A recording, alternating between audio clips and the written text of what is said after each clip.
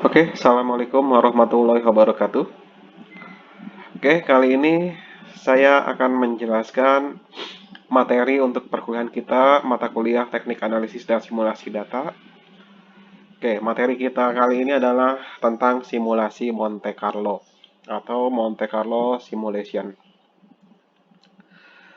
Simulasi Monte Carlo merupakan teknik untuk melakukan prediksi parameter tetap dengan berulang kali menghasilkan bilangan acak. Atau sebenarnya simpelnya, simulasi Monte Carlo adalah simulasi membangkitkan bilangan acak.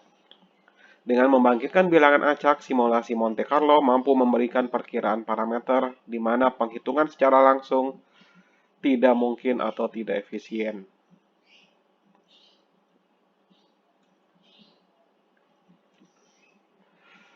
Oke, ilustrasinya seperti ini. Misal, kita lihat di sini, saya punya persegi bujur sangkar berukuran 10 cm kali 10 cm. Kemudian di dalam persegi tersebut terdapat lingkaran sehingga lingkaran tersebut menyinggung keempat sisi persegi tersebut seperti terlihat pada gambar ini. Nah, luas persegi tentu akan sangat mudah ya buat kita menghitung, tinggal 10 kali 10 sama dengan 100 cm persegi. Nah, sekarang kita ingin menghitung si luas lingkaran tersebut.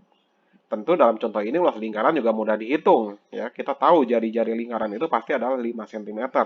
Tapi misal kita tidak tahu luas lingkaran tersebut, kita ingin melakukan suatu pendekatan lain untuk menghitung luas lingkaran tersebut dengan cara mengestimasi luas lingkaran tersebut, maka ya kita bisa memanfaatkan informasi mengenai luas persegi yang 100 cm tersebut untuk menjadi dasar estimasi kita untuk lingkaran. Bagaimana caranya? Ya, kita bisa prediksi luas lingkaran tersebut dengan membangkitkan titik-titik secara acak di dalam persegi tersebut. Kemudian kita tinggal hitung jumlah titik yang berada di dalam lingkaran. Oke, seperti ini ya. Kita bangkitkan secara acak ini ya. Titik-titik yang ada di dalam persegi tersebut. Kemudian kita hitung berapa jumlah titik yang ada di dalam lingkaran. Maka perkiraan luas lingkaran bisa kita hitung sebagai berikut, yaitu rasio antara banyaknya titik dalam lingkaran terhadap banyaknya titik dalam persegi dikali luas persegi, maka itulah perkiraan luas lingkaran. Oke, tentu dalam hal ini, semakin banyak titik yang dibangkitkan, maka estimasi luas lingkaran akan semakin akurat. Oke, kita lihat pada contoh ini.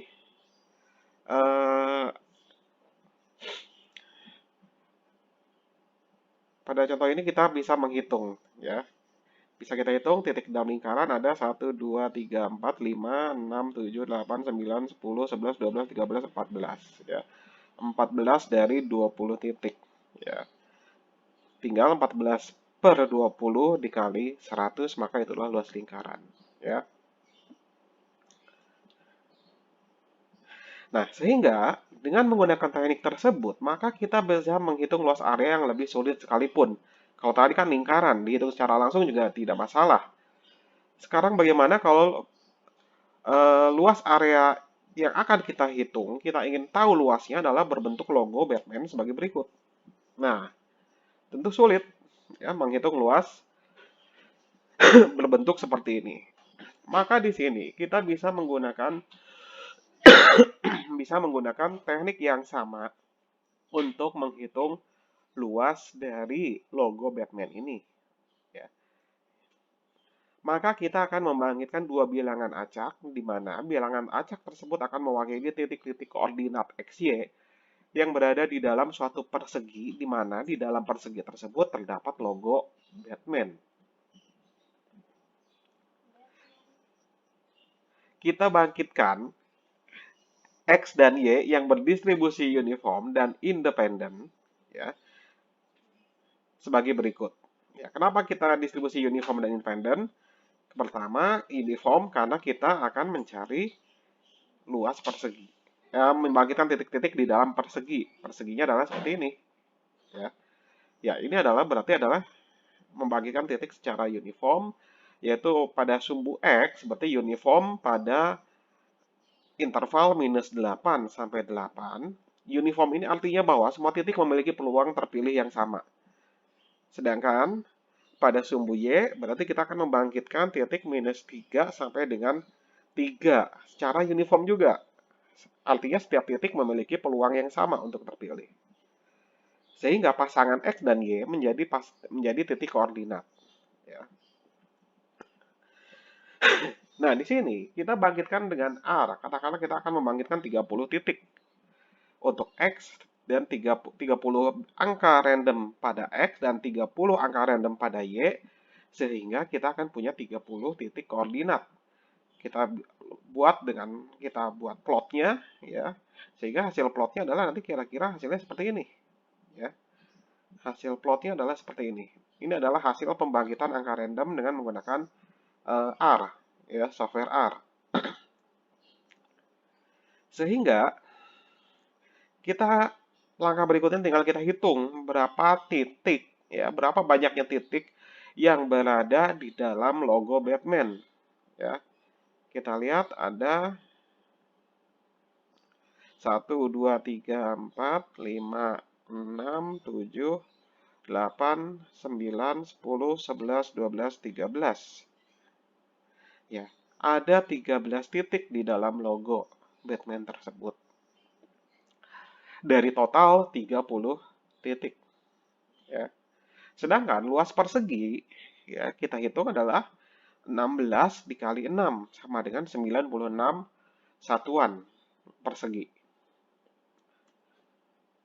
Maka luas logo Batman bisa kita perkirakan luasnya adalah sama dengan 13/30 dikali 96 sama dengan 41,6 satuan persegi. Oke, jadi dengan metode pembangkitan bilangan acak, kita bisa menghitung luas yang rumit jika kita hitung secara langsung. Nah, sehingga simulasi Monte Carlo ini juga bisa diaplikasikan untuk banyak hal. Salah satunya juga bisa digunakan untuk menghitung integral tertentu atau finite integration. Nah, pada integral tertentu, sebenarnya kita adalah menghitung luas wilayah di bawah kurva dari fungsi fx pada batas nilai tertentu. Ya. Oke, misal katakanlah kita hendak menghitung integral fx untuk x dari 0 sampai dengan 2. Maka sebetulnya kita menghitung luas wilayah yang berwarna kuning ini. Ya, inilah integral fx dx dari 0 sampai 2. Nah, sekarang untuk menghitung luas di bawah kurva tersebut, ya, maka kita bisa menggunakan simulasi Monte Carlo. Kita membangkitkan bilangan acak, ya. Bilangan acaknya adalah, ya, kita bangkitkan pada wilayah tertentu. Dalam hal ini, ya, dibatasi oleh persegi di sini, ya, sehingga kita akan membangkitkan X-nya adalah uniform antara 0 sampai 2, ya. Oke, kita lihat contoh saja langsung, ya. Misal kita ingin menghitung integral berikut, yaitu integral x kuadrat dx dari x sama dengan 0 sampai dengan 2. Oke, penyelesaian eksak dari integral ini masih mudah, ya, akan menghasilkan nilai 8/3. Nah, sekarang bagaimana kita gunakan pendekatan Monte Carlo? Oke, kita bisa menggunakan software R. Langkah pertama adalah kita membangkitkan dua angka random berdistribusi uniform, yaitu kita simulasikan X, ya, titik X, kemudian kita simulasikan Y, di mana XY akan menjadi titik koordinat. Oke. untuk X, tadi kita sudah lihat adalah antara 0 sampai 2. Sedangkan untuk Y, berarti Y itu adalah batas 0 sampai dengan suatu nilai di mana fx maksimum pada rentang tersebut. Pada rentang 0 sampai 2, fx akan maksimum pada x sama dengan 2. Sehingga pada x sama dengan 2, nilai fx adalah 4. Ya, karena fx adalah x kuadrat. Ya. Sehingga kita bangkitkan pada sumbu y adalah 0 sampai 4. Oke, setelah kita bangkitkan dua angka random berdistribusi uniform, kemudian di sini pada contoh ini kita bangkitkan 1000 masing-masing ya.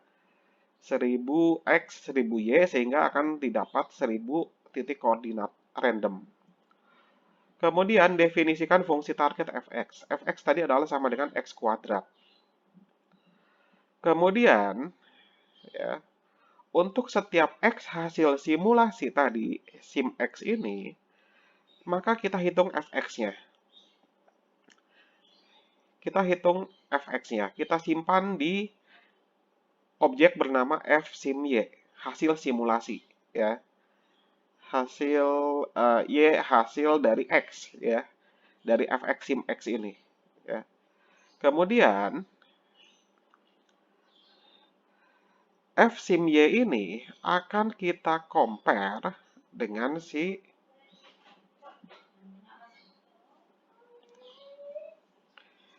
nilai fx ya.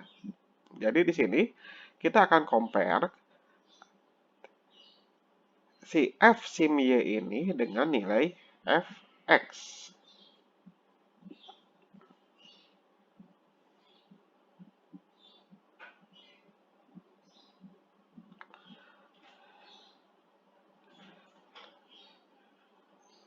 Oke, jadi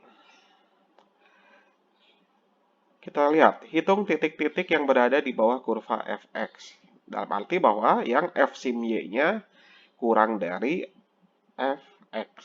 Ya, kurang dari atau sama dengan fx. Sehingga di sini karena tadi kita membangkitkan 1000 titik koordinat, 1000 angka random, maka di sini kita bersifat iteratif dari iterasi 1 sampai 1000. Jika hasil simulasi pada Y 0 sampai 4-nya adalah kurang dari sama dengan fx atau fSimY tadi ya, maka dia akan terpilih sebagai sampel atau dalam metode ini adalah diterima sebagai sampel. Sedangkan jika dia berada di atas kurva fx, maka dia akan ditolak sebagai sampel. Nah, sehingga di sini kita akan hitung hasil integralnya itu dengan menghitung sampel yang terpilih tadi, ya, yaitu yang berada di bawah kurva fx. Luas perseginya itu adalah, tadi adalah 2 kali 4, kan, adalah 8. Kemudian, hasil integral itu adalah sama dengan luas persegi dikali rasio jumlah titik yang berada di bawah kurva dibagi dibagi total banyaknya titik. Kayak dalam hal ini, banyaknya titik yang berada di bawah kurva tadi kita simpan di objek bernama Z. Sehingga hasil integralnya adalah Z per 1000 dikali luas persegi. Dari hasil simulasi Monte Carlo ini diperoleh luasnya adalah 2,8.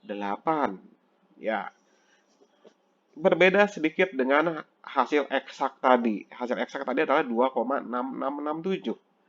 Sedangkan hasil estimasi Monte Carlo adalah 2,8. Nah, selain untuk integral tertentu, simulasi Monte Carlo bisa kita gunakan untuk membangkitkan bilangan acak berdistribusi tertentu. Dengan prinsip yang sama, kita bisa membangkitkan bilangan acak berdistribusi tertentu. Metode yang digunakan salah satunya adalah metode acceptance rejection. Metode acceptance rejection adalah cara untuk mensimulasikan sampel acak dari distribusi yang tidak diketahui atau mungkin sulit untuk dilakukan, yang disebut sebagai distribusi target, ya, dengan menggunakan sampel acak dari distribusi yang lebih mudah, lebih mudah untuk dibangkitkan daripada distribusi target tersebut yang sulit untuk dilakukan. Misal, ya, kita ingin membangkitkan distribusi sebagai berikut, ya. Distribusi fx. Katakanlah fx ini adalah distribusi gamma, ya. Fx ini adalah distribusi gamma. Distribusi gamma itu tidak mudah untuk membangkitkan karena dia di inverse transform metodenya untuk membalik si kumulatif densitasnya itu sangat sulit, ya, tidak mudah. Sehingga di sini kita ingin membangkitkan, kita ingin meminjam distribusi eksponensial yang lebih sederhana untuk dasar membangkitkan bilangan acak. Nah, si distribusi eksponensial Gx ini adalah distribusi yang lebih sederhana, ini disebut sebagai envelope. Nah, sehingga kita akan membangkitkan titik-titik berdasarkan si distribusi eksponensial ini, si envelope ini. Nanti titik-titik ini tentu akan menyebar di bawah kurva eksponensial yang warna merah ini. Tentu nanti ada titik-titik yang berada di atasnya fx yang gamma, ada juga yang di bawah fx ya gamma, ya. Sehingga di sini kita tinggal pilih, ya. Tinggal memilih, kita bisa mengambil titik-titik yang berada di bawah kurva fx gamma tersebut, itulah titik-titik observasi yang berdistribusi gamma yang kita inginkan. Sedangkan yang berada di atas kurva fx adalah titik-titik sampel yang kita reject. Sehingga ini metodenya disebut sebagai acceptance rejection.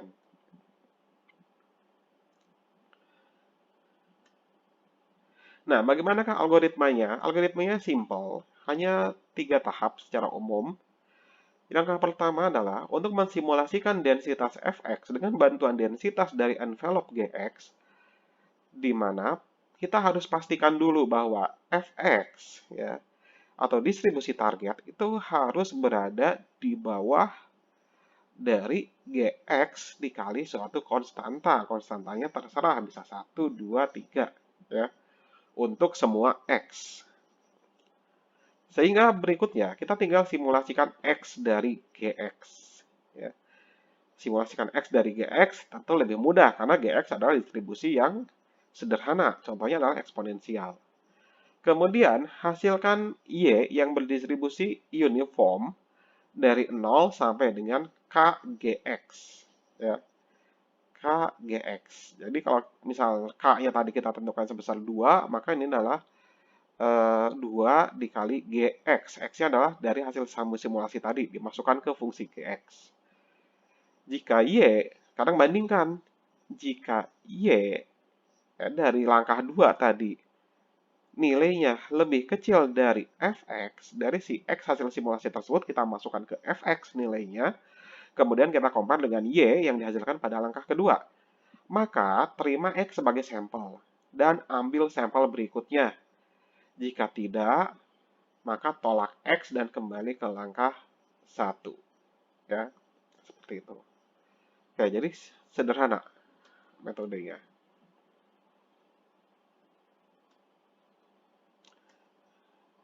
Oke, seperti ini, ya. Oke, contoh, ini kalau jatuh di titik seperti ini adalah berarti accept, ya. Nah, seperti itulah gambaran dari simulasi Monte Carlo. Oke, sampai di sini penjelasan mengenai simulasi Monte Carlo. Kita bertemu lagi pada materi berikutnya. Assalamualaikum warahmatullahi wabarakatuh.